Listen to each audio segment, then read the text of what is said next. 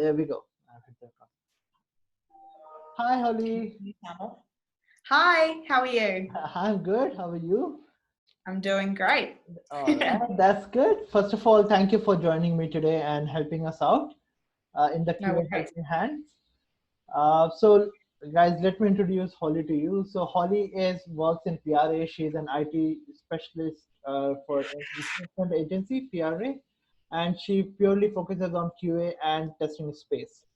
Some of the people may already know her, and she's from New Zealand, a Kiwi, and she moved to Melbourne last year. So she's in the recruitment space for last 5 years, and she loves meeting new people, meeting new clients, and she's very passionate about QA recruitment. One thing when I talked to her before this, I was first of all when I put up things on LinkedIn that hey, I'm helping people out whosoever needs help in terms of QA. She volunteered for help, so I just want to thank you for that. And she wanted to see that how can she help in getting to get the QAs be better at what they are. So I said, we thought that an interview format or reverse interview where we are interviewing a recruiter and trying to understand their point of Ah. view will be helpful, because I think when we prepare for QAs and we prepare for interviews, we have so many doubts and questions and clarification that we want. What if they ask this question? What are they looking at our profile? What are they looking at our resumes? So hopefully this particular interview will help us to get some insights of what recruiters are looking into. Uh, and I will also introduce myself as well. So because since we are doing it on the video, you might not have seen it before. We might have met on Zoom calls before, but never in person. So sure. So I work as a QA practice lead at Fabric. It's a IT consulting company based out of Melbourne. I have around 12 years of experience in various kinds of testing. I've been mainly an automated and performance QA. I've worked as a BA. I've worked as some other roles from time to time, whatever the project needs help on. I'm more into consulting. Before, prior to joining to Fabric, I was a principal QA at MYOB and a lead consultant at ThoughtWorks. So without further ado, let's start asking a few questions to Holly and get her perspective. Cool. All right. So the first thing that we generally ask, and I want to ask this very particularly well, is what do you look for a QA candidate when you look at their resumes and things? So what are the top skills you look for? I think because there's so many different types of QA roles out there, it purely depends on the type of role I'm looking for. I think the main things, regardless of the role and regardless of what the client is looking for, is dates. Like a well set out CV, first and foremost, no matter what you've done, is a well set out CV so that people can actually look into what you have been doing. Specifically, I look for the tools and usually the types of projects that a candidate has been working on. Because most of the time when clients come to recruiters or come to agencies, it's because it's more often than not a specialist skill set that they are looking to fill. So it comes down to a whole lot of things, but generally a good place is a well set out CV. That's the first thing that I look for, with clear dates, because no matter what I'm recruiting for, that's the main priority and what I need to start with. That's pretty good. You mentioned CV, right? So I've been also I have done a lot of recruitment while I was at MYOB and then my prior thing. I just wanted to ask, like, what does a good CV looks for you? Because for me, a lot of the CVs that comes are 3 pages or 4 pages, and there are a lot of description about the project rather than giving that much information about the person itself. So I just use it. I don't spend too much time reading into CVs. What's a good guideline for writing a good CV or good resume?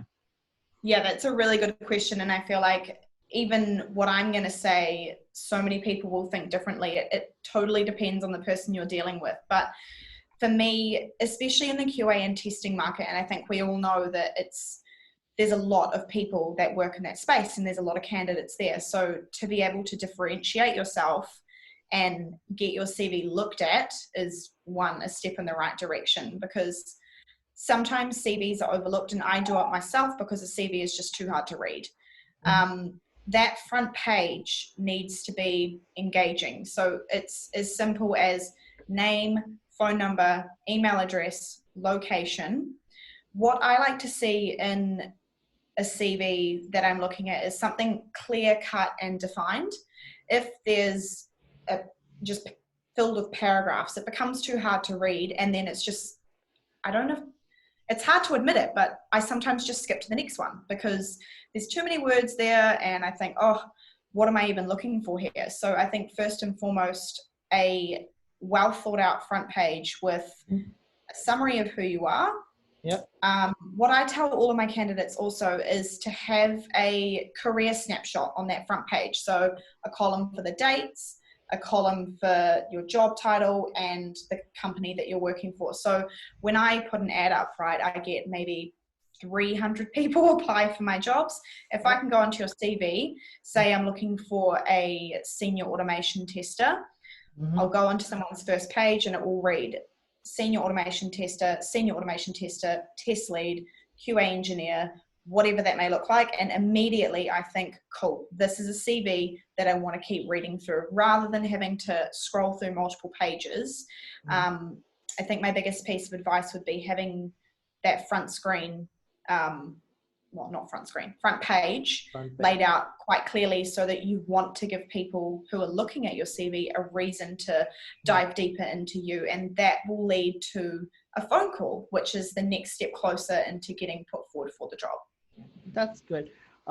Because what I also look for when I look at resumes is basically I also look at their LinkedIn profiles. For me, that's important, and if they have a GitHub repo and GitHub projects, because I see a lot of people who mention that they have done these many levels of automation testing or they have been doing it. One thing that GitHub tells me is that how active they are in terms of their project's contribution and stuff. Do they have some open source project that they're working on? What are the technologies they've worked on? How important is someone's LinkedIn profile for you? I would say in terms of sourcing for roles, a LinkedIn profile you just have to have it up to scratch. I mean, you can put so much into your LinkedIn profile that probably isn't even relevant to half the stuff you've done. So I think a CV and a good LinkedIn profile is just non-negotiable and first steps to getting someone's attention.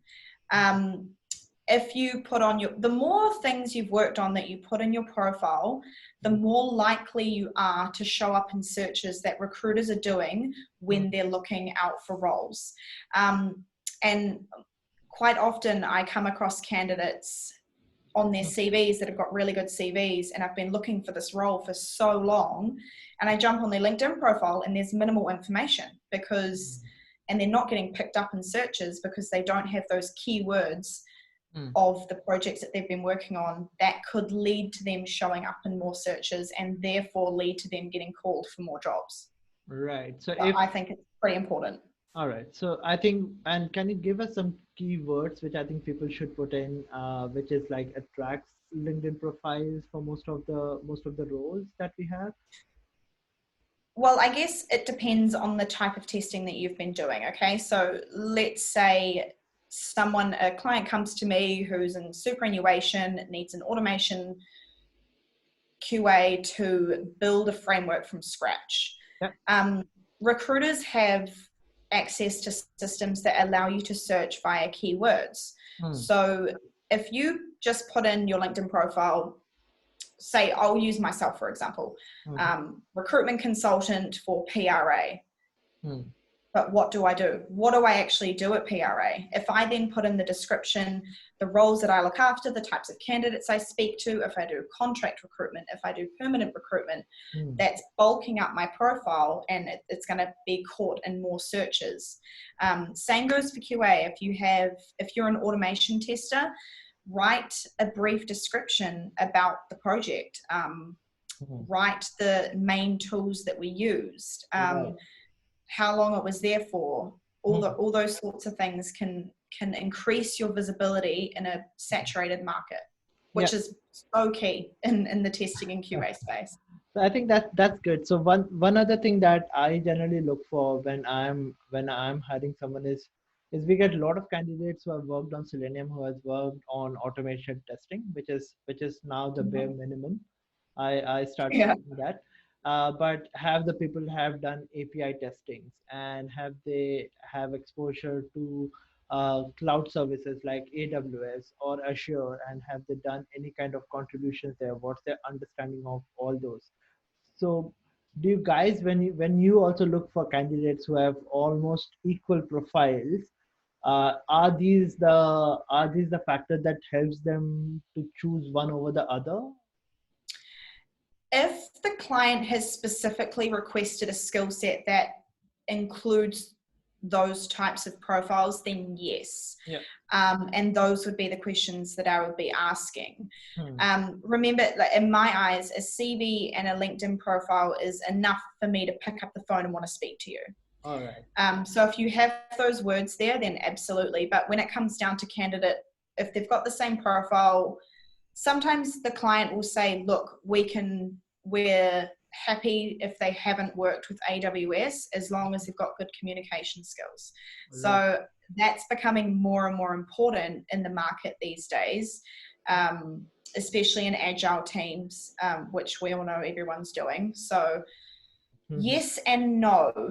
I think it all comes down to when you actually get on the phone to someone. So if you get the key things, getting your CV right and getting your LinkedIn profile visible, Mhm. then you've got the first step. It's when it comes to getting on the phone You're right. that it really counts. That's good. So I get two good insights out of it. So one thing is basically when you apply for a job. So if somebody is you have put up an advertisement, and if I'm applying for it, it's very very important for me to read the job description and Mm-hmm. cater my skills based on that, and highlight those skills in my profile, because that's what the client is looking for, Mm-hmm. right?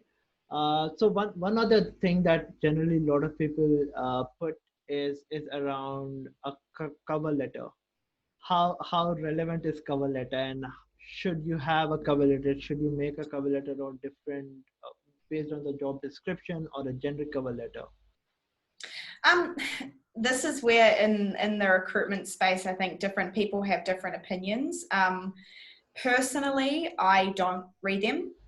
If I have a contract role that needs to start in 3 days, I'm not going to sit there and read through everyone's cover letter and everyone's CV, because essentially Hmm.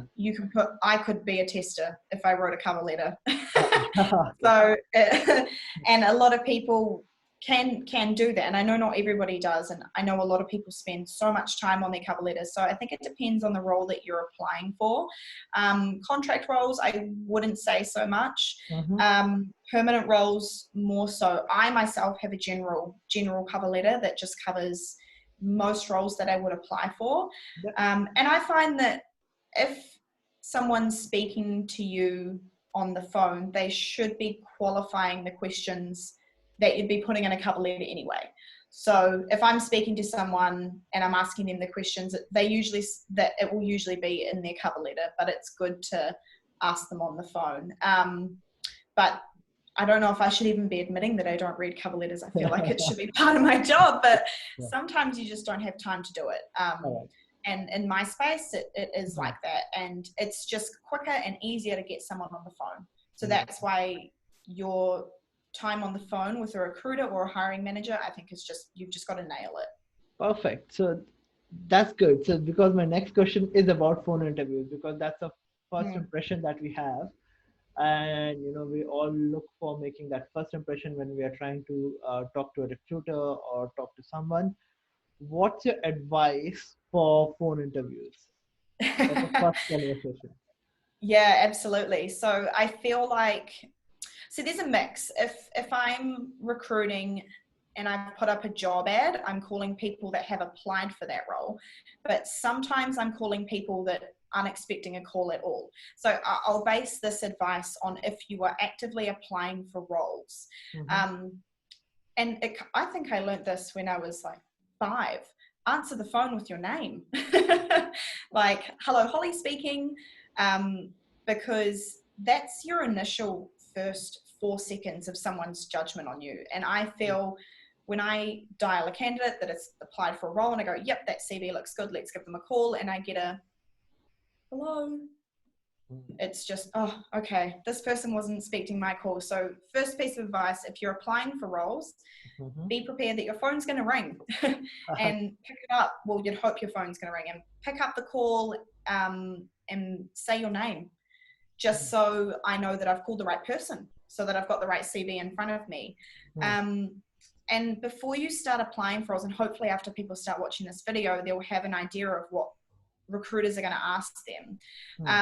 And I do understand that in the testing and QA space, a lot of people are applying for lots of different roles. And I understand that too. So I don't expect a candidate to know who I am when I call. I have to say, you've applied for this job on this day. And they go, oh, okay, yep, now I'm with you. I know what that job is. I think having clear, concise answers about what you want is also really important. Knowing what you want as a salary, knowing what you want as a daily rate, and also knowing why you're applying for jobs. If you're unemployed, then that's pretty obvious. You're applying for jobs because you don't have a job. But if you're currently employed, it's nice to be able to tell the recruiter why you want to leave. For example, I don't like my manager, or I don't like the environment I'm working in. Answering that question will help the recruiter place you into a role where that's not going to happen again. And it lets us understand your motivation for wanting to move on. If you're not getting paid enough, say it. I'm not getting paid enough and I want a pay rise, and say why you deserve that pay rise.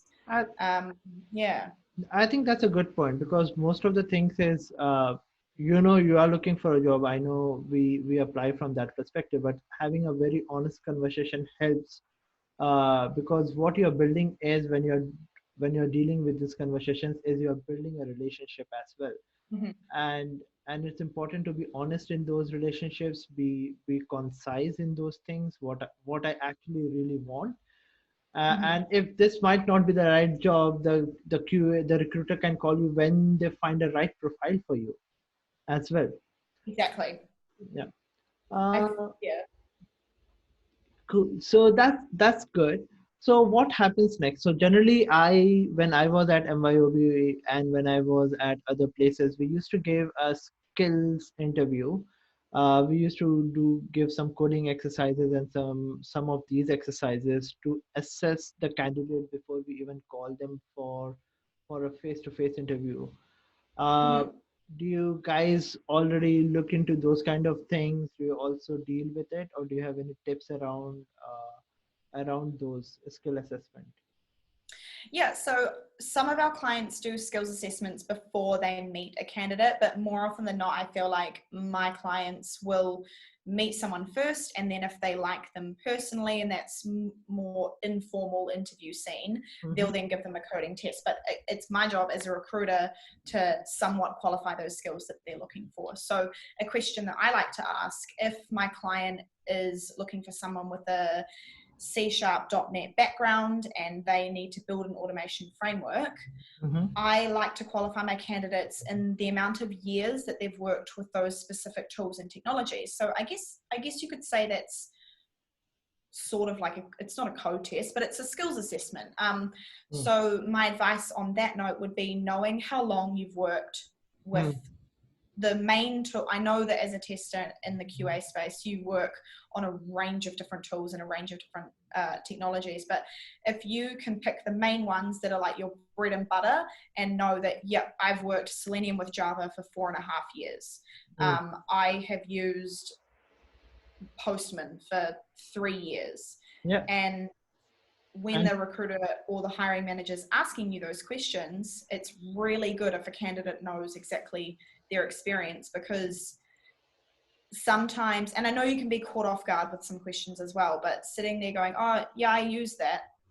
You're like, how long for? Like, toot your own horn. This is your chance to tell someone how great you are at what you do, and it just looks better overall if you can get past that point. But Uh, One thing that I see a lot of QAs when I call them up after looking at their resumes is one thing Mhm. is around their soft skills. So that is something which I feel is quite underrated, and people don't put it on their profile very clearly, or they don't know how to express their own soft skills. But while working for a team, for me, I think one of the important things is the soft skills. Is the candidate able to communicate well? Does he has a learnability? How does he work on a conflict resolutions and stuff like that, right? And how well he works within the team with different people. Mm. So, do you have any tips, or how do you assess someone's soft skills? Um, I don't do too much of those types of questions. And when you were in that hiring capacity as a Mm-hmm. client, that's what you were doing. So, and again, it just comes down to that initial phone call for me. If I can have an easily flowing conversation with someone, much like the one that we're having right now, then I know, okay, well, I just met this person and we had a really good chat, which probably means if they go into a new team, they're most likely going to get along with some people. Um, in saying that, if I have to, like, what's the saying, get blood out of a stone, and I and it's one word answer after one word answer, then in the back of my mind I think, okay, so this person may not be so great at communicating, and it's no one's fault. I mean, the more you're exposed to it and the more you're coached around those softer skills, the better you're going to get at them. Hmm. But clients generally ask more of those questions, and as a recruiter I help people prepare for them. Hmm. Those are the behavioral competency questions that no one likes, Hmm. but that's how you assess those soft skills, and the only way you really can is on the phone or in person. It's hard to showcase that on your CV for sure. Yeah.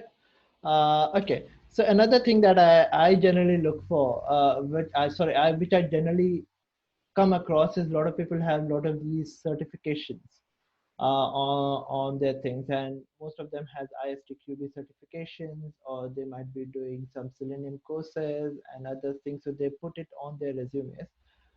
For somebody who is working actively working on the project who has experience, it doesn't matter that much. But somebody who is new and who is changing profiles, or who is in the journey of QA and like around 2 or 3 years of experience, how important are certifications for you as a recruiter? I don't come across many of those types of roles, if I'm being honest, because clients come to recruiters when they can't find someone. Hmm. They usually more often not want those people that already know how to use those things. So I don't know if I'm too useful at answering that question, but my advice would be put as much in there as you can. Hmm. And going back to the previous topic of Hmm. put it on your LinkedIn, because if someone is looking for those skills, you're going to come up in those searches. Right. And you're going to come up in databases if you have those bits of information in your CV. Hmm. Um, and to my prior point, when and if you get asked about it, be able to clearly explain where you're at in your certification, why you did it, and Hmm. more importantly, your hands-on experience. Yeah. That's really important. Even if you've been doing it at home, clients sometimes don't recognize that as enough to get you a job, but some of them do. Hmm. But if you've got hands-on experience whilst you're learning, Hmm. tell them about it. Put it in your CV. Cool. Because that's a very very good point. Because I also look for candidates who have also presented in conferences, or who go actively in the meetups, and who has presented at least in the meetup. That means they put some amount of effort in understanding the topic and being able to present it in front of others. So for me Mm, also, those are the kind of thing that helps me to differentiate, or give somebody an edge over the others. Of course, mm. when we go to the coding round and other round, everything gets clarified with the rounds of interviews we have. But to get your first initial impression, these things are quite helpful to get going along. Yep. Uh, If they're being looked for, yeah, absolutely. yeah. So let me ask you a very controversial question here. Oh no. Uh, Okay. so the one of the thing that we see a lot of people putting agile in their resumes, and I know everybody is doing it, one flavor of the agile or the other flavor of the agile, or anything like whether it's Scrum, Kanban, or anything. How much importance do you give to the agile experience part? Again, depends on the role and depends on the client. Some clients are more focused on the skill set, and as you just mentioned, everyone's doing some form of agile. So if I say you've worked agile, most people say yes, I have. So there's, and you know what, you could, it comes down to, and that's when it gets out of my hands. It comes down to a client being able to put them into a situation to see how they would answer that question further. In my experience, it hasn't been too much of an emphasis on how I screen my candidates, because one company's way of agile can be completely different to another company's way of agile. So I think skill set and your hands-on experience on projects, specifically around what you're actually doing, has been more important. That's just my experience based on the roles that I've recruited in.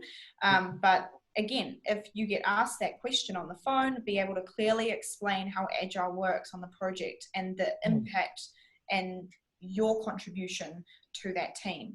And it reinforces your communication skills and how great you are at being interpersonal. So there's so many things that it can set off and make you look better at if you can explain that. Yeah, perfect. I think that's a lot of things that we have covered. One last question, right? When it comes to salary negotiations and expectations, I think that's also one of the important part where people are slightly hesitant in asking, and they feel, oh, I'm like, okay, I need a job, I'm happy to negotiate on those things, but sometimes they feel, no, I want this much amount of salary. So how does that conversation as a QA candidate or as any candidate should go and approach it? Yeah, it is a tough one, and I personally had to answer that question myself, and no one really likes talking about money. And I understand how it can be tough, because out of fear, you feel like if you say a certain number and it's above what the client's wanting to pay, you get discounted for the role, and vice versa. If it's too low, then you can get discounted for the role. And I don't want to say the worst answer, but the hardest answer that is challenging for me to then work past with the candidate is, I'll just take what the client's paying. Know your worth. Know what you want in a dollar value, whether that's a daily rate or as a salary package, and then you can say after that, but I am flexible around that, or this is what I'm currently on. Let's go. I'm currently on 110 as a package. I would like 115 as a package moving forward, because reason 1, reason 2, reason 3. But I am flexible, because some people will take a work from home instead of a pay rise, or they'll go to a better branded company and keep the same salary. Some candidates that I've dealt with, they'll take a pay cut if it's a really cool job. But my biggest piece of advice would be to have a number that you do want, and then you can follow that up with, but I am flexible on that number. Yeah, so this is, I think this is a very, very good tip. So because what I have done also in the past was basically, I see someone's resume has applied for a mid-level role and they have like around 10 years of experience. So the first thing I go and tell them, hey guys, do you understand we are applying for a mid-level role, and your salaries is like, your salary range will be around this and we can't offer you more than that. Are you happy to have conversation further? It's fine, then we start that conversation and we look into that thing. But if somebody who's not happy on that, I don't want to go to the entire process and then say no, that hey, we can't offer you that much. So that's kind of something that helps me. And sometimes I've got a good feedback from the candidate saying that, thank you for clarifying in the beginning. I think I applied, I'm not happy with that much salary, and let's not talk further. So it saves everyone's time for we me. don't like wasting people's time. Yeah. All right. Cool. Thank you. So that's all the question that I have, and I hope everybody who's listening to this video will have a good understanding and will have some tips that they can use for their next round of interviews, and how to prepare and how to have those conversations. Thank you, Holly, once again for all the help and for volunteering and doing this video with me. And if people have doubts or things, I will probably also ask them to come and talk to you about this Absolutely. thing. All right. Thank you. Thanks a lot for Thank your you. time. Yeah. See you later. Yeah. Bye-bye. Bye. Bye.